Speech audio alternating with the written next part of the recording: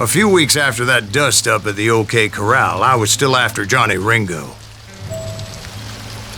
I had tracked him and the cowboys to their hideout at a sawmill, and they were loaded for bear. So what exactly did Johnny Ringo do to piss you off? Well, him and that other bastard. Roscoe Bob Bryant? Yep. They both deserve to die, and I promise I'll tell you why. But first I need to tell you about the Cowboys' new boss, Curly Bill Brocious. Herb's coming! Get ready, boys. Curly Bill took charge of the Cowboys upon the old man's demise, and after that gunfight at the OK Corral, the Clantons wanted revenge.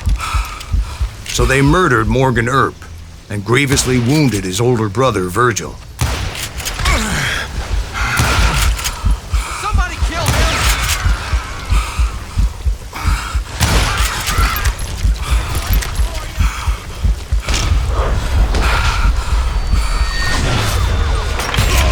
Wyatt and Doc went on what became known as the Vendetta Ride, hunting those outlaws down. So when I showed up, that's who they thought I was. Can't hide forever.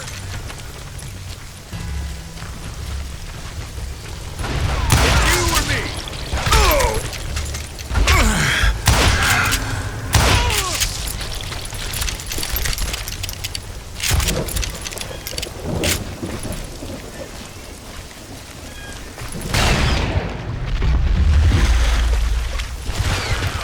There were killers around every corner, all wearing red bandanas. That's how the Cowboys identified each other, and I was beginning to wish I had one myself. But I wasn't about to let Ringo walk away unscathed, and that's what drove me forward. They say that Ringo was infernally fast. I hardly saw anyone faster, boy. Certainly not Wyatt Earp. That man was all hat and no cat. Earp wasn't much of a match for him, but Doc Holliday might have taken him. That lunger should have kept his nose out of it. They never charged anyone for the murder of Morgan Earp. But everybody knew that Curly shot him in the back. That was common knowledge. Yeah, maybe so. But Ringo had nothing to do with it. He was just being loyal to a friend. Is that what you call it? Being loyal? Excuse me, sir. I have a question. What's that, Dwight? After old man Clanton died, why didn't his son take over the Cowboys? Because Ike Clanton was dumber than a box of rocks and a yellow belly to boot.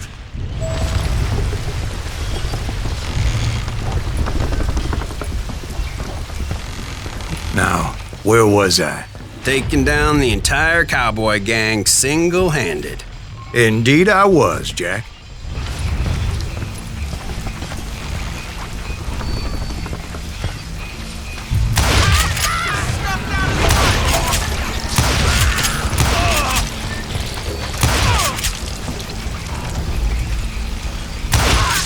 Though it wasn't easy, as those boys had good cover.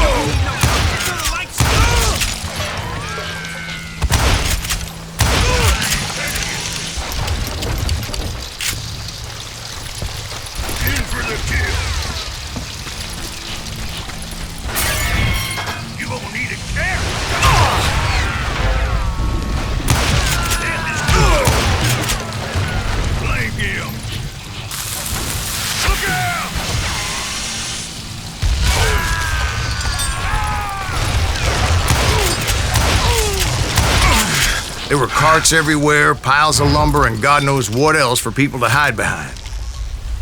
That really was one hell of a sawmill. Quite an impressive operation.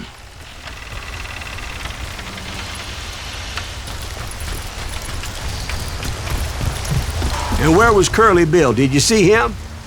I'm about to get to that, Ben. Patience. I'm painting a picture here. There was this beautiful waterfall and a crystal clear stream that led to a verdant valley that was truly...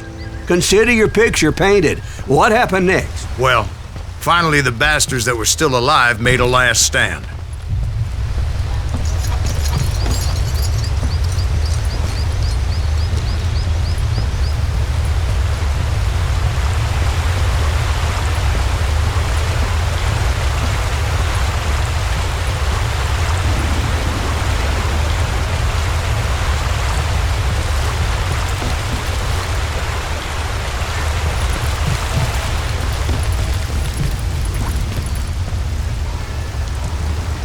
Curly Bill, Johnny Ringo, and his compadres took off into the lumber yard, and I followed after.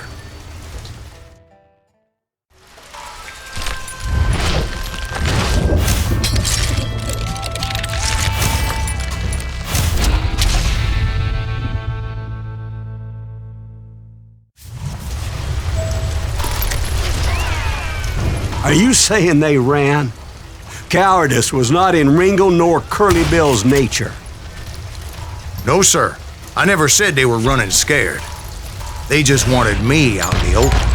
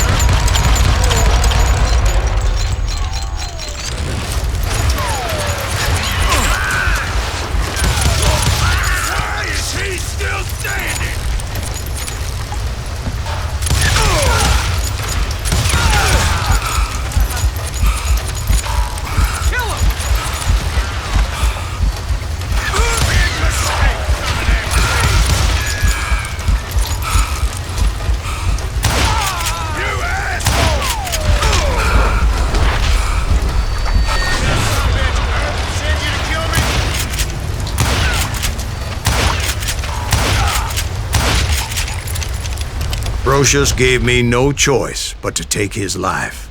But Ringo was nowhere to be found. I knew you didn't kill Ringo, because he was found dead in a different location altogether. To this day, his killer is still unknown. Indeed. Took me a few months before I finally tracked his ass to West Turkey Creek Canyon.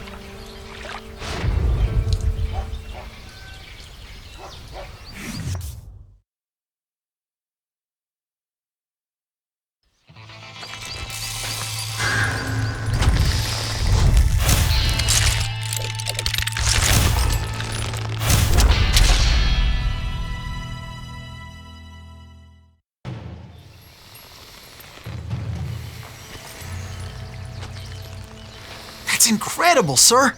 I always thought that Doc Holliday was the one that killed him.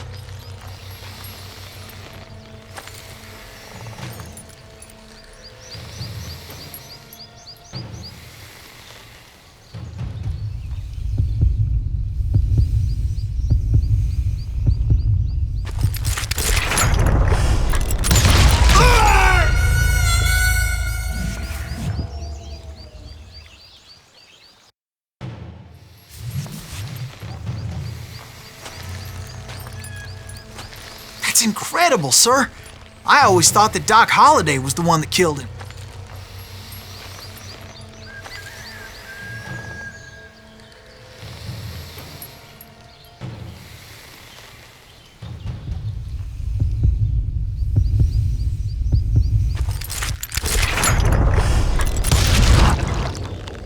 Sorry I had to ruin the legend for you, boy. But the legend ain't always true. Doc Holliday had nothing to do with the death of Johnny Ringo.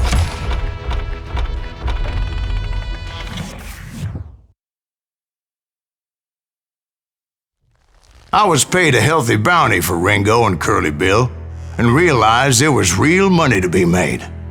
That's why I went after Henry Plummer.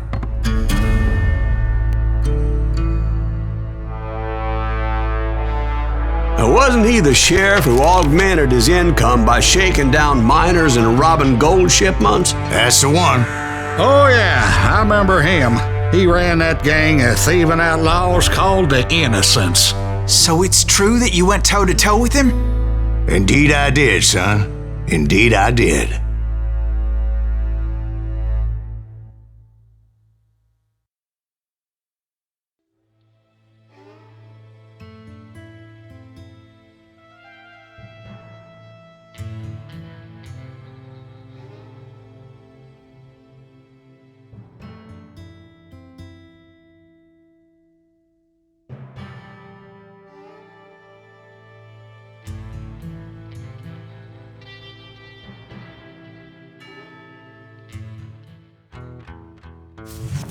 I knew I needed resources if I was going to track down Roscoe Bob Bryant, and hunting Plummer looked like a good way to get rich quick.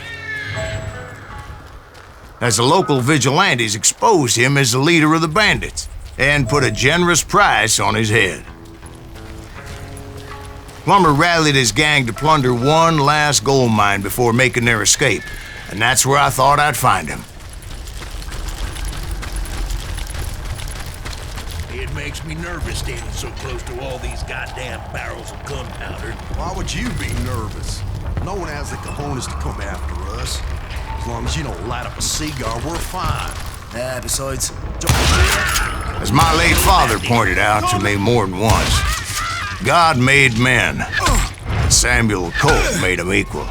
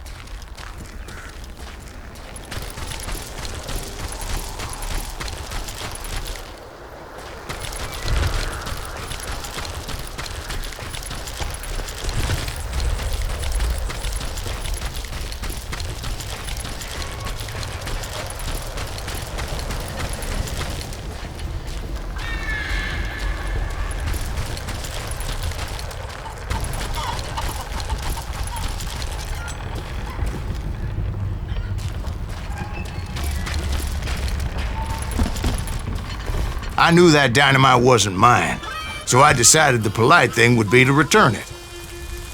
It was the biggest gold rush since Sutter's Mill in '48.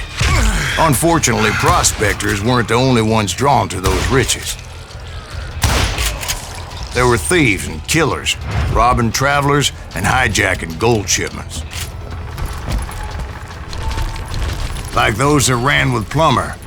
Some were just regular folks I knew from town, drawn by greed and easy pickings. Charlie Crow, the blacksmith. James, who worked in the stable. Sam and Jeremiah Barber, the butcher's son. Of course, the rest were veterans of the Civil War. Stone-cold killers trained on the bloody fields of Shiloh and Antietam. Plummer had a lot of men on his payroll. A hell of a lot. That son of a bitch pretended to protect the public with one hand while stealing them blind with the other. He set up a defensive perimeter which I had no idea how to breach. Dangerous, desperate individual. I was outnumbered and in way over my head, but I was too damn stubborn and stupid to realize it. They must have thought I was touched. Or had some kind of death wish. I thought I was some kind of hero.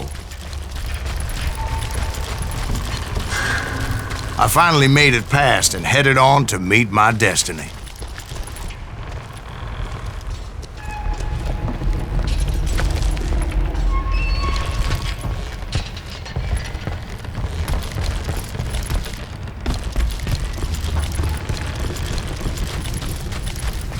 But first, I had something I needed to figure out. I had a few ideas on how to get into that mine, but once I made my decision, I knew there was no turning back. So my first thought was to enter the nearest mine portal. I saw an entrance. Made sense.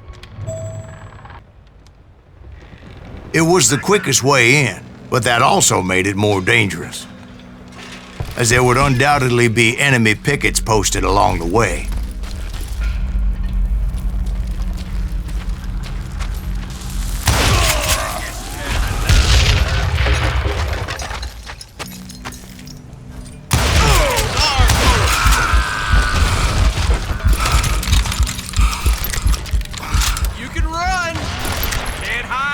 Besides, once you enter a mine like that, it's easy to get all turned around. And that confusing maze of corridors wouldn't even be the worst of it. Some of those shafts could be as deep as hell.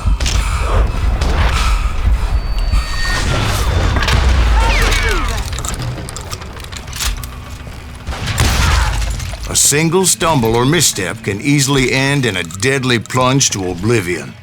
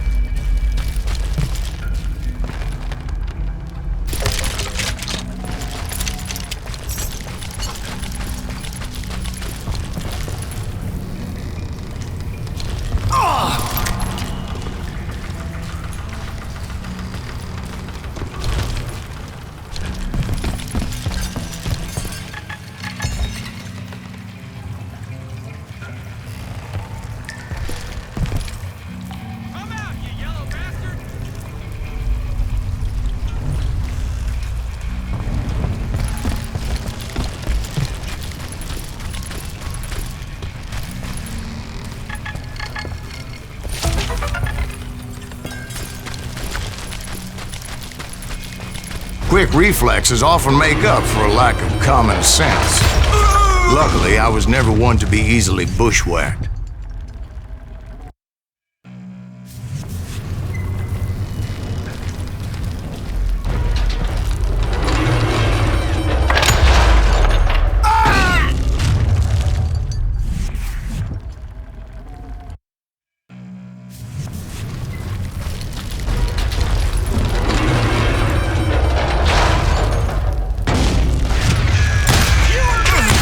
I would just need to be careful not to blow myself to kingdom come.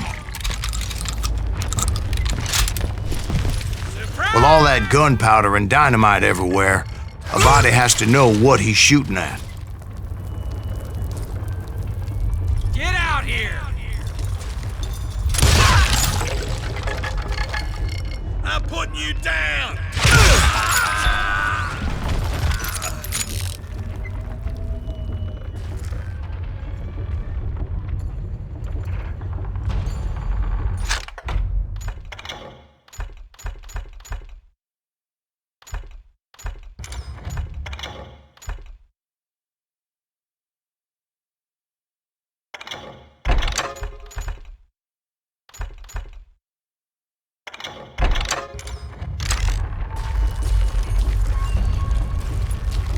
One wrong bullet could have turned that mine into a dad-blasted tomb.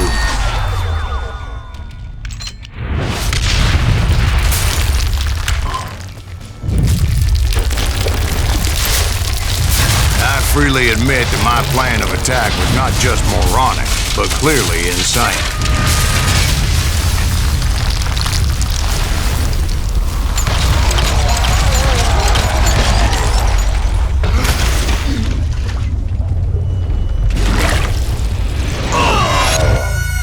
It's a good thing that I abandoned that ridiculous plan before I even tried it. Instead, I spotted a ladder, a way into the mine from the opposite side.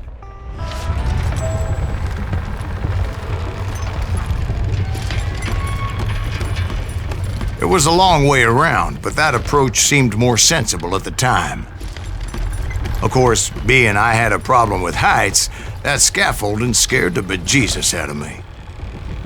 Climbing down that ladder required some caution, because even though I had a younger man's reflexes, no man can dodge a damn bullet while climbing down a rickety ladder. I was determined not to give up, however. As Sheriff Plummer seemed quite the despicable character. When the vigilantes discovered what the sheriff was up to, people were outraged. That 10,000 they put on his head would go a long way in helping me find old Bob. And I had made it my mission to settle that score come hell or high water.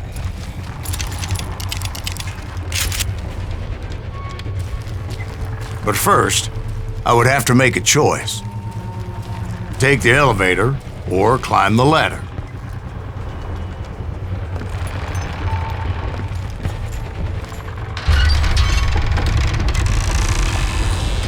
I picked the more convenient and more dangerous route.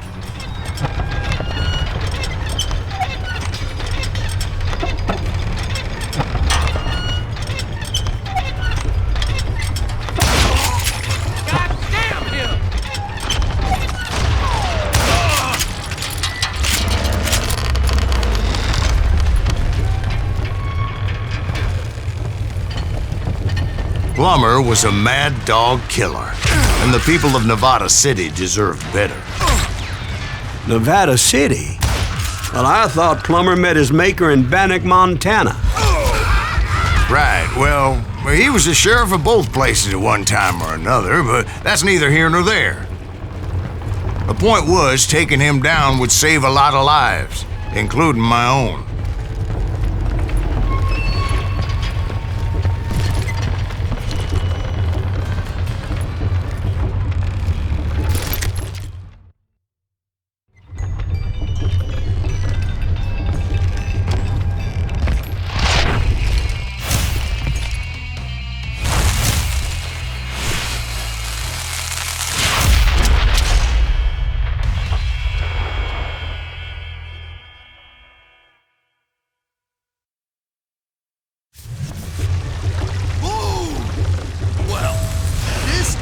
Just getting worse and worse for you, ain't it?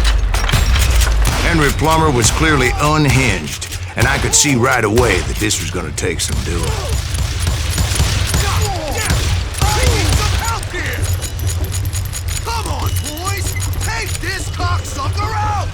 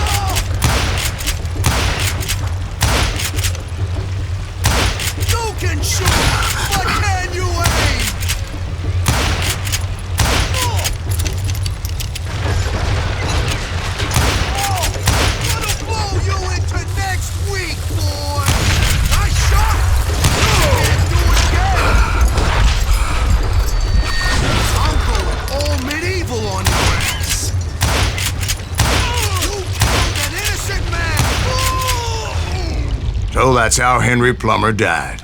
Him and his crew were worth their weight in gold. And now, I was officially a bounty hunter.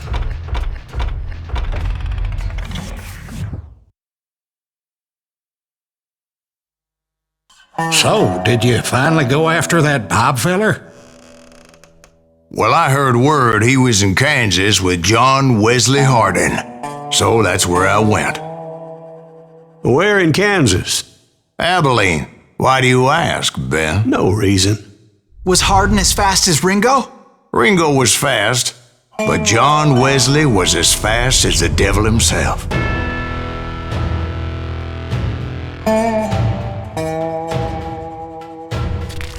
Hell, he killed his first man at 15. From that day forward, he had a price on his head and wouldn't back down for nobody, not even Wild Bill Hickok himself.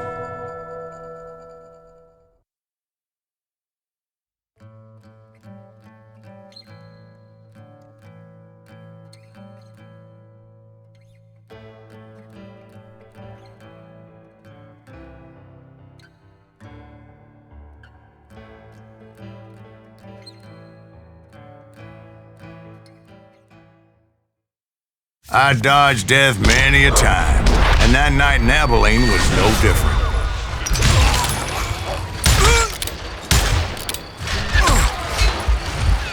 I was there with the intention of finding that bastard Bob and collecting the bounty on John Wesley.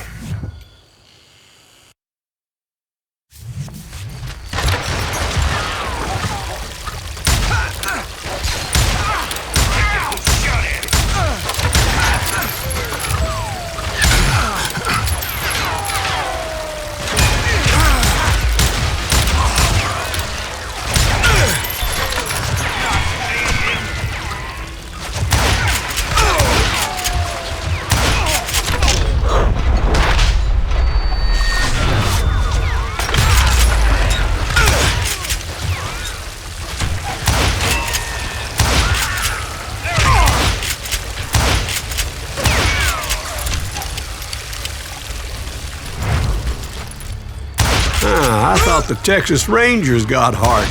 Yeah, that's what they want you to believe. It was cold and a witch's tit and a brass bra that night as I fought my way past his loyal compadres to the very same saloon we're sitting in today. Look around and imagine this place painted in blood. Hardin was waiting for me, and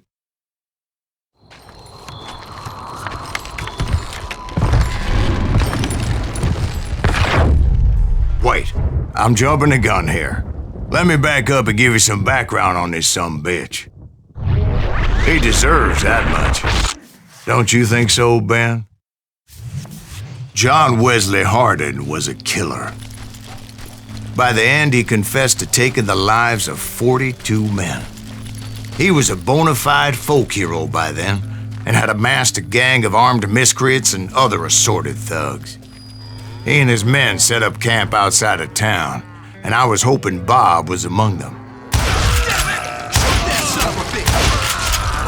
They didn't ask why I was there. They knew. Most of them were wanted as well. I figured Hardin was here somewhere, but to get to him, I'd have to get past his gun hands. I had to spill a lot of blood to find out Hardin wasn't in that camp. He was carousing in town with his closest friends. Hardin's boys apparently didn't want me to reach the Bull's Head. Some were hightailing it into town to inform their jefe of my unwelcomed presence.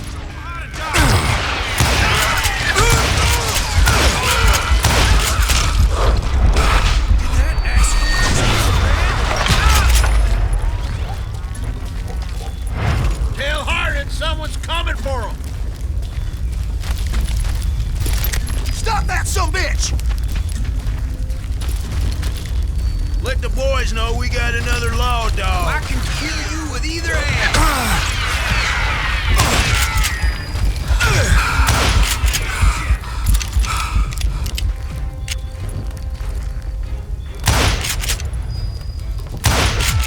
I wondered if Bob was among them.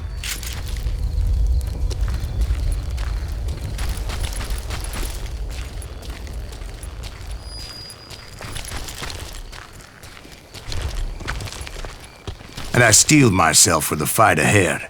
For as good as I was, deep down I wondered if John Wesley wasn't just a little bit better.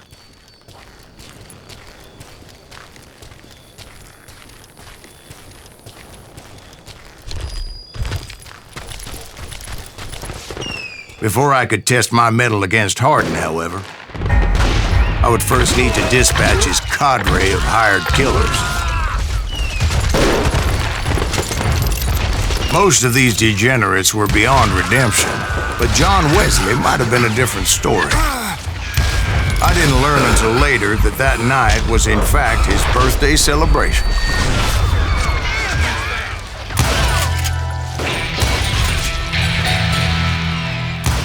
Son of a bitch is killing me!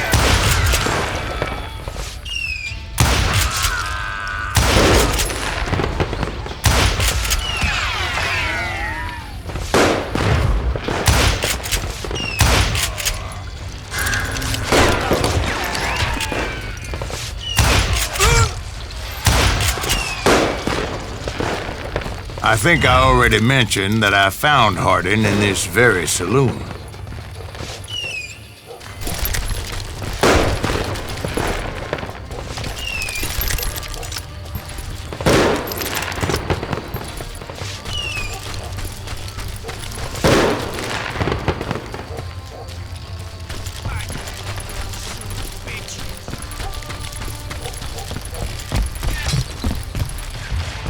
Suffice it to say, nobody there was happy to see me.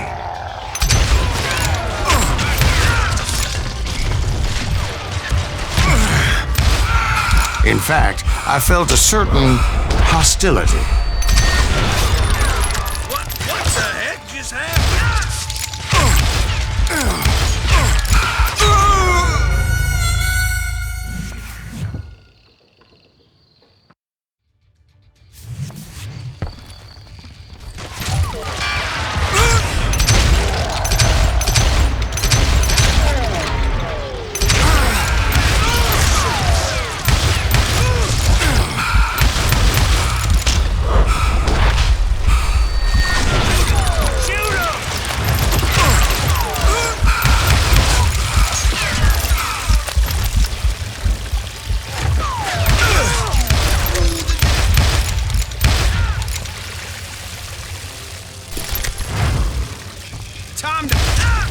I was disappointed that neither Bob nor John Wesley were among the dead. But that was short-lived, as a moment later I was facing down the fastest gun in the West.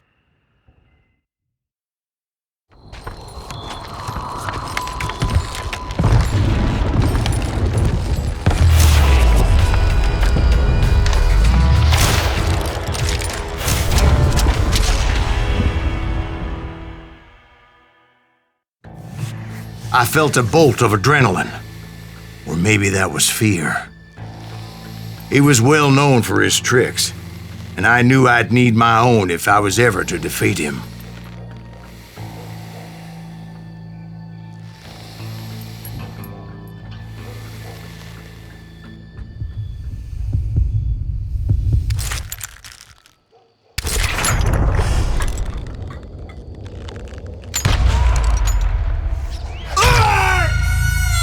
No, wait!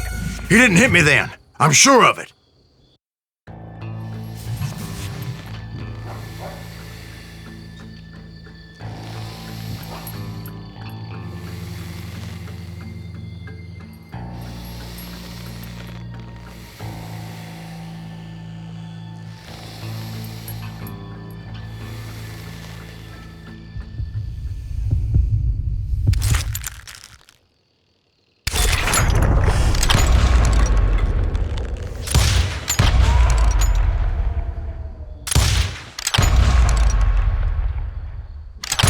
That man was faster than greased lightning.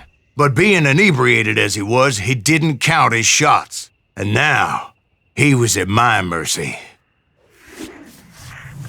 So he didn't die? No, I sent him to prison. Years later, after he was free, some restless avenger took his life. Shot him in the back in a saloon just like this one. Anybody up for another beer? Ben?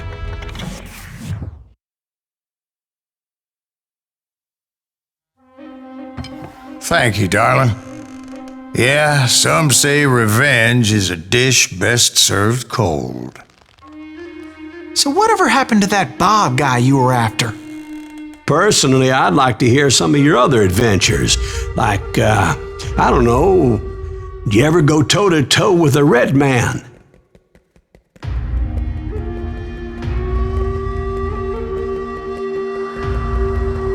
Yes, I did, Ben. I remember once I was after this renegade Apache, Grey Wolf. Strangely enough, revenge was also his primary motivation.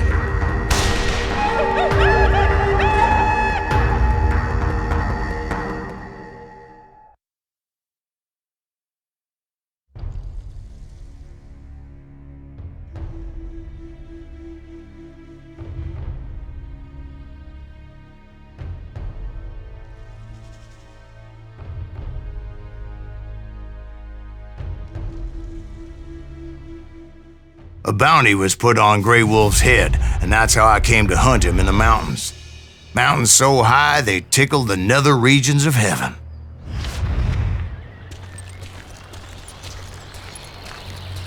Grey Wolf was a Chiricahua Apache medicine man who had led a war party in revenge for a massacre against his people. The U.S. Army had attacked his tribe during his daughter's sacred sunrise ceremony, and the slaughter was unspeakable. I understood his anger, as there's nothing more traumatic than seeing those you love die in a cruel and painful death. Right from the beginning, I couldn't shake the feeling that Grey Wolf was watching my every move. He led a band of young Apache warriors who wanted retribution and were more than willing to die for him.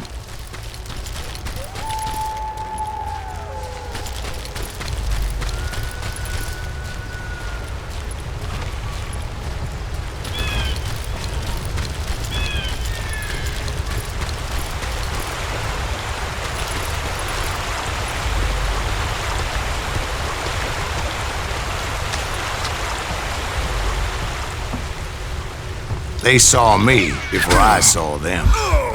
And it crossed my mind that maybe this wasn't such a good idea. But now that the shooting had started, there was no backing down.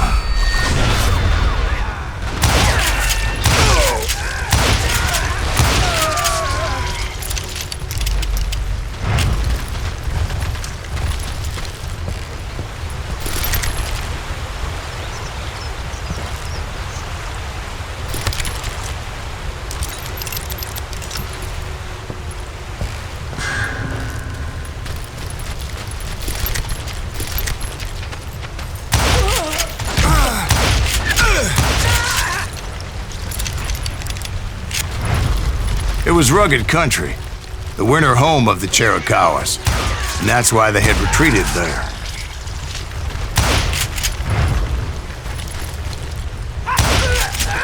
I admit to having some regrets about going after them the way I did. But then again, I got a lot of those.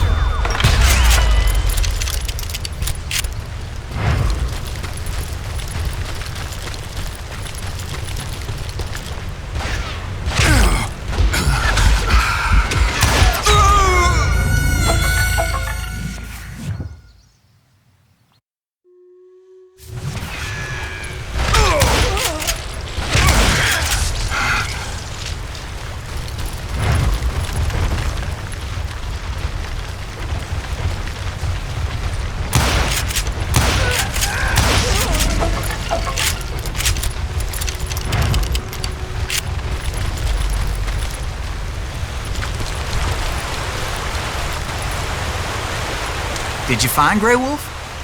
Not at that moment, but I did find the entrance to their hideout.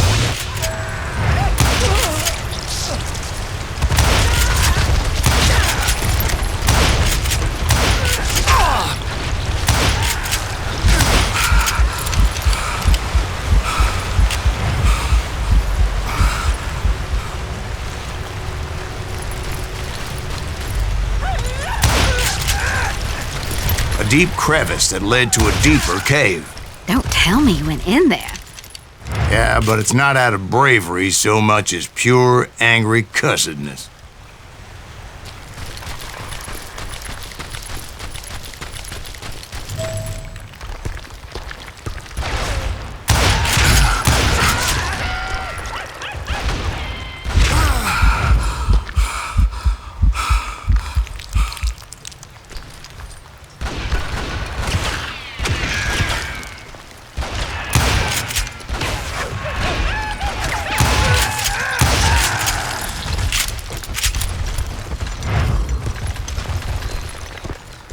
See, back then, I had a stubborn streak a mile wide, and I wasn't about to back down. So it was like pitch black in there? Actually, it was pretty well lit, as they had torches on the wall.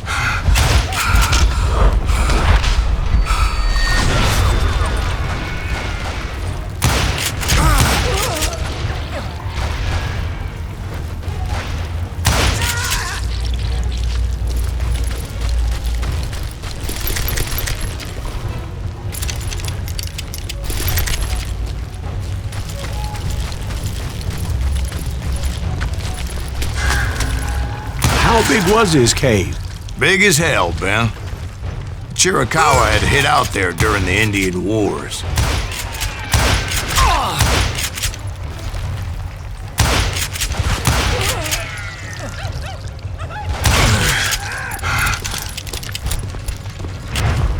They thought it was haunted with the ghosts of those murdered by the horse soldiers. The cave was haunted with dead Indian ghosts? To be honest, I was more concerned with the live ones than the dead ones.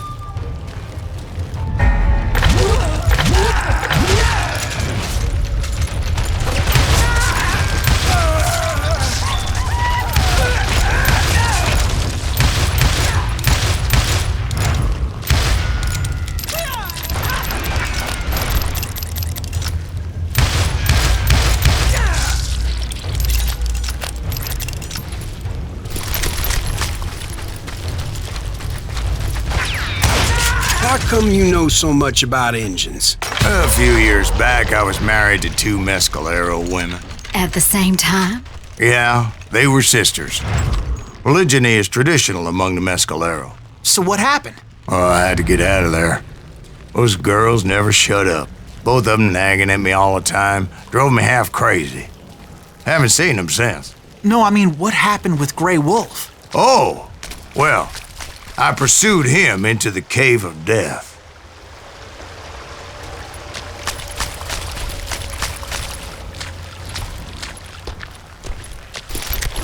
I came upon this flooded grotto, and that's when I saw him.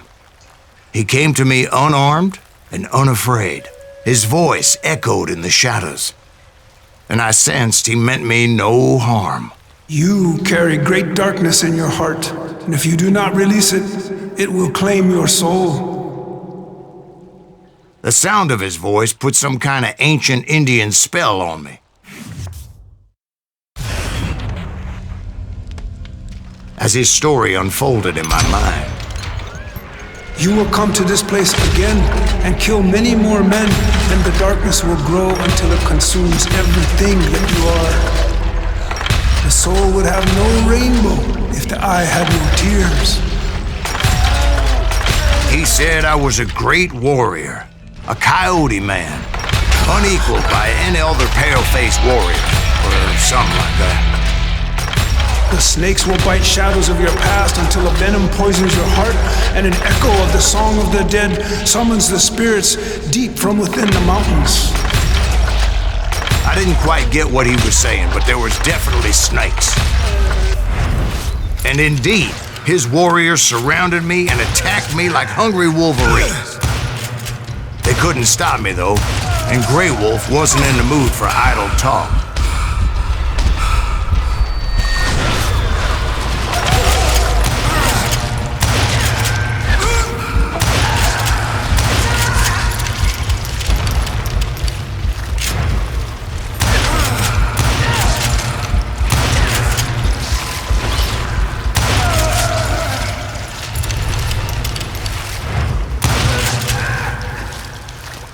I swear I couldn't see any way out of this trap. But suddenly, one just appeared, kind of like a miracle.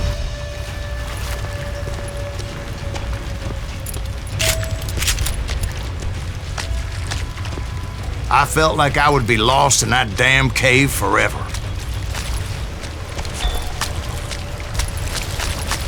Finally, I found myself back outside, perched on the edge of a precipice overlooking a thundering whitewater river. To get where I was going required several leaps of faith, but no way in hell I was turning back. I chased after him, determined to make him explain the meaning of all that mumbo-jumbo. Mumbo-jumbo's right. Are you making this all up as you go? A few details may be fuzzy, brother, but I am relating exactly what happened to me. There were dozens of Apache warriors aiming at me from on high. Dozens?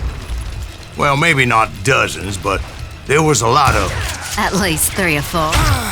Well, more than that, little lady.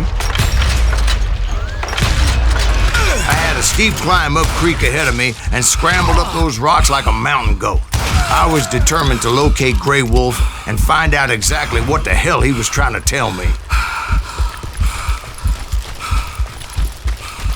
And wouldn't you know it, that crafty son of a bitch led me right into a trap. What kind of trap? Well, son, there had to be at least 100 Apaches surrounding me. 100? God be my witness. Oh, come on. Who are you kidding? Hey, I believe you. Come on, tell us how it ended. All right, but I'm not gonna drag this out. Where were we? You were surrounded by 100 Apache warriors. Well, I didn't take the time to count them exactly, but there were a lot of them.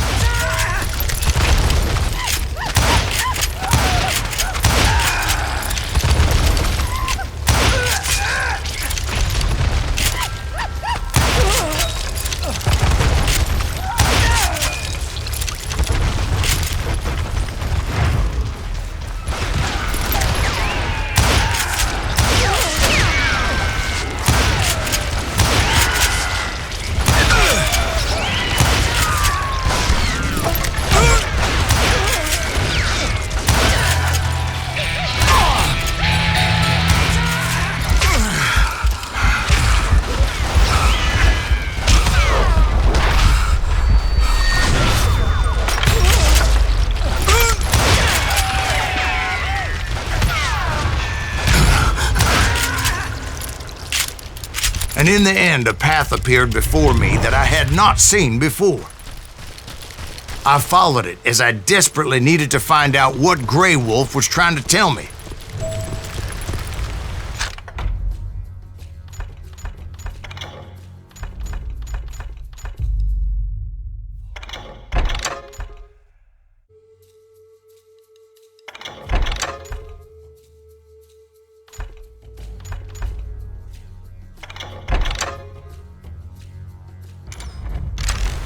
But it was like that son of a bitch disappeared into thin air.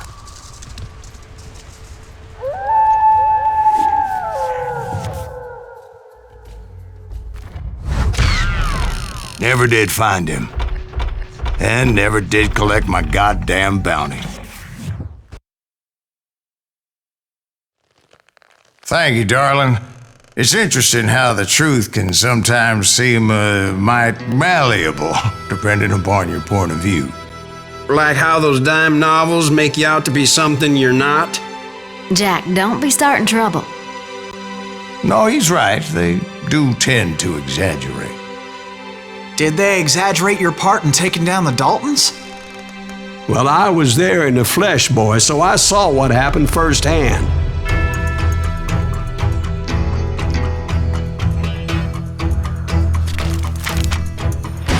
Those Daltons were lawmen once, before they all went bad, robbing banks and trains clear across the territory. Until Coffeeville, of course. I was one of the citizens who took up arms that day. Fighting on the side of right? I did my best, sir. We all did.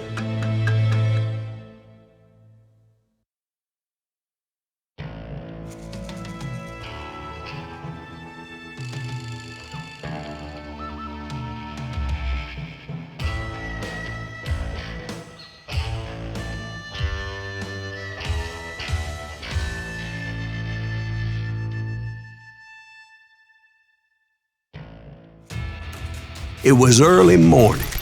One of my friends was a local gunsmith, and he handed out firearms to anybody who'd take one.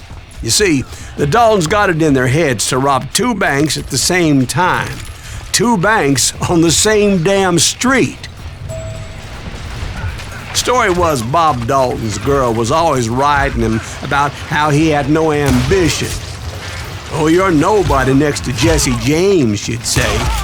Finally, the bastard took his brothers to Coffeyville just to shut her up. Well, the locals recognized the Daltons right off. Before they could get away, half the town took up arms to defend their property.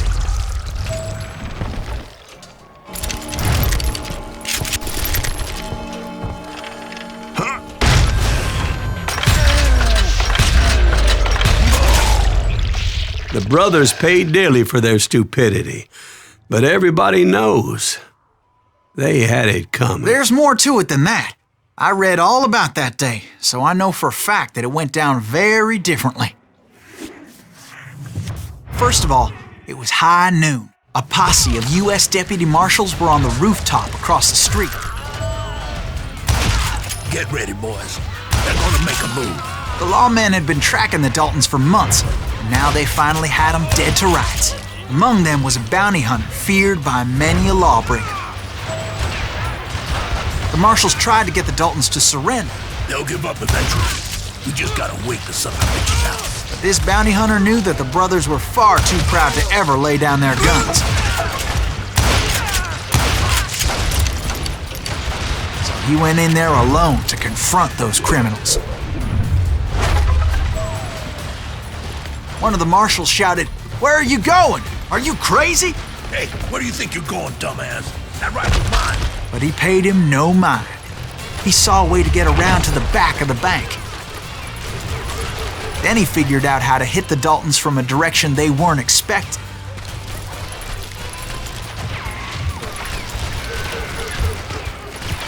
From above. Fortunately, a water tower was right there.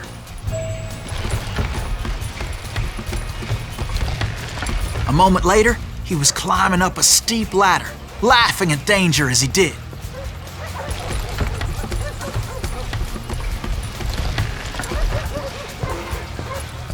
It was brave men like him who risked their lives to tame this wild country.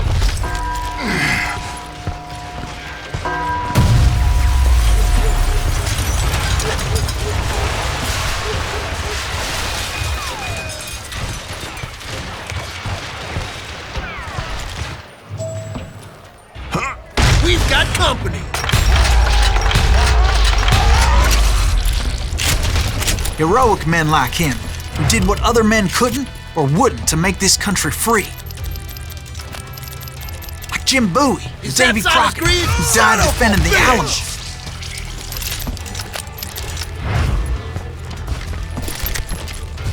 Alamo. You better hide.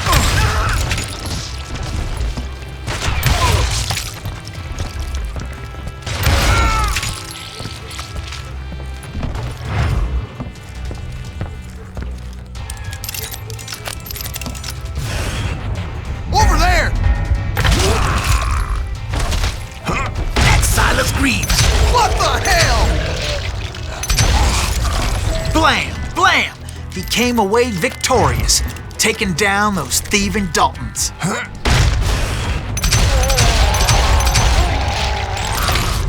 His name was Silas Greaves, and when the dust finally settled, he was the last man standing.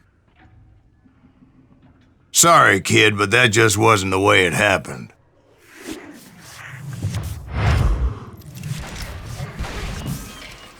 It was early evening, not high noon. The Daltons blew up a safe and were all set to hightail it out of there. I was late to the party and Coffeyville was already up in arms. Those pathetic deputies surrounding the bank were dropping like flies.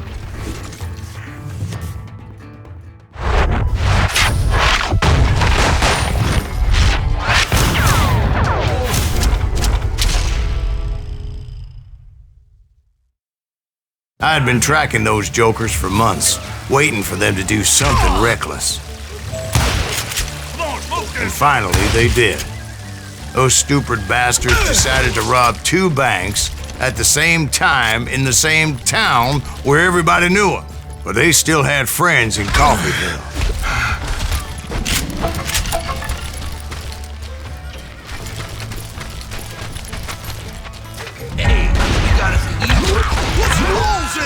And those friends came after me like a pack of wild dogs, tooth and nail. They were coming at me from all directions. I caught sight of the Daltons running with the money and didn't want to lose them.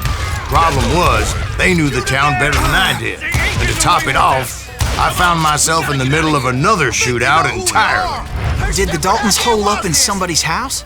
No, it was the Smiths, I believe.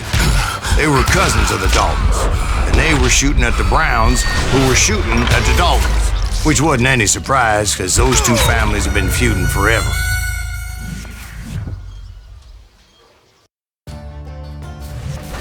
Did the Daltons hole up in somebody's house? No, it was the Smiths, I believe. They were cousins of the Daltons, and they were shooting at the Browns, who were shooting at the Daltons, which wasn't any surprise, because those 2 families have been feuding forever. And since the Joneses are related to the Browns, they shot at the Smiths, pissing off the Heimhoffers, whose daughter recently married a Smith. Well, bullets were flying every which way as all the old feuds in Kansas caught fire all at once.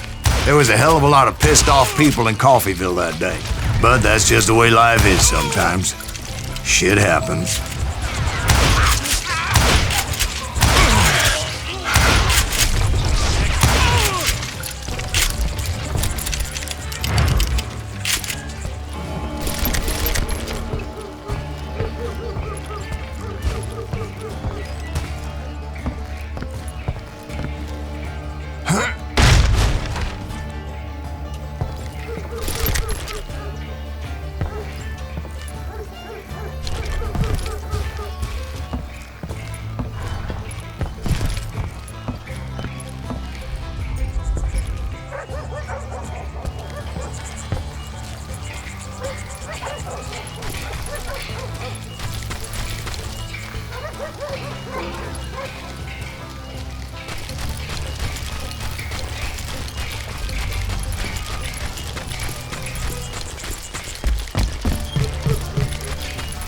The Dalton boys knew I would never give up. Those Daltons weren't the sharpest knives in the drawer, but they always stood together. They set a trap to slow me down and allow at least 2 of them to escape.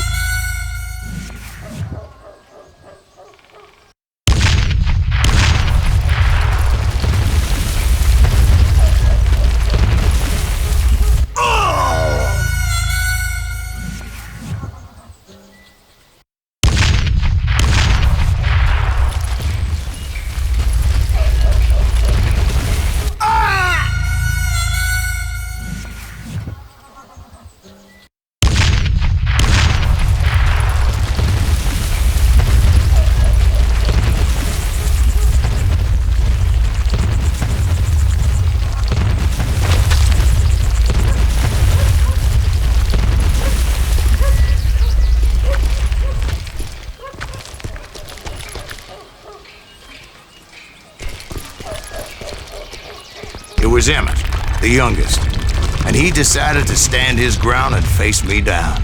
I ain't afraid of you, Silas Reeves. This is where it ends for you. He was determined to protect his brothers. I understood how he felt. Taking me on all by his lonesome wasn't exactly a recipe for a long life. Bastard.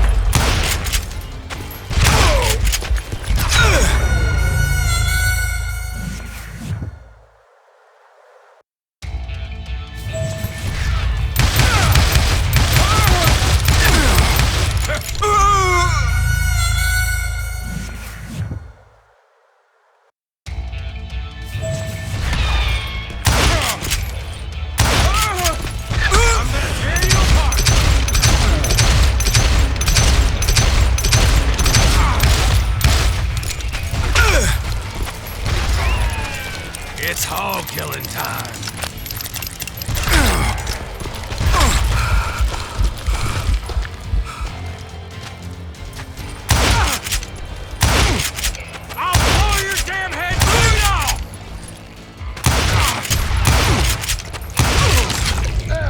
But Emmett Dalton survived the robbery in Coffeyville. He's the only Dalton who did. They say he was shot 23 times. Well, Dwight, who do you think put all those damn holes in him?